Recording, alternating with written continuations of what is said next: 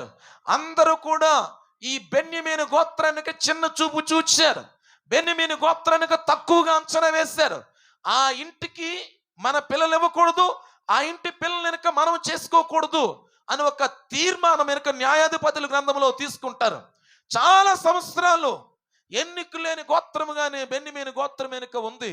అలాంటి గోత్రములో నుంచి దేవుడు ఎన్నిక లేని వారిలో నుండి సౌలు అనే మహారాజుని వెనుక ఎన్నుకున్నాడు.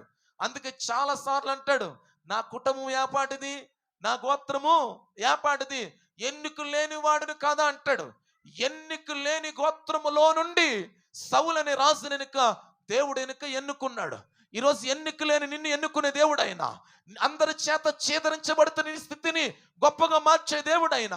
అందరి చేత వెలివేయబడిన నీ స్థితిని, అందరి చేత నవ్వులు పాలై బతుకుతున్న నీ స్థితిని, అందరి చేత ఏడిపించబడుతున్న నీ స్థితిని, అందరి చేత త్రోసివేయబడిన నీ స్థితిని, అందరి చేత నిరాకరించబడిన నీ స్థితిని గొప్పగా మార్చే దేవుడు నువ్వు నమ్మిన దేవుడు. ఈ బెన్యమీను గోత్రం వెనుక అందరి చేత తృణీకరించబడింది. మిగతా 10 గోత్రాల వారి వెనుక తృణీకరించారు. అలా ఎన్నిక లేని గోత్రములో నుంచి పుట్టినోడే అస్మావేతు ఎన్నికైన వాడిగా మార్చబడ్డాడు. ఈరోజు నీ జీవితాన్ని మార్చే దేవుడు ఆయన. అందరి చేత త్రోసివేయబడుతున్నావా? అందరి చేత నిరాకరించబడుతున్నావా? అందరి చేత ఈరోజు వెలివేయబడ్డావా? అందరి చేత ఛేదరించబడ్డావా? అందరి చేత ఈరోజు అవమానపరచబడుతున్నావా? అందరి చేత ఈరోజు దుఃఖానికి గురయ్యావా? నువ్వేమాత్రం కూడా దిగులు పడవలసిన అవసరం లేదు. దేవుణ్ణి యొక్క ఆభరణంగా ధరించుకో, దేవుణ్ణి నీ అలంకరణగా ధరించుకో.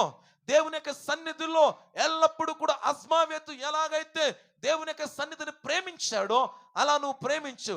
ఎన్నిక లేని ఆ బెన్యమీను గోత్రములో నుంచి అస్మావేతును హెచ్చించిన దేవుడు, అస్మావేతును గణపరిచిన దేవుడు, అస్మావేతును ఉన్నతమైన స్థితిలో పెట్టిన దేవుడు ఈ రోజు నీ స్థితిని కూడా మార్చబోతున్నాడు.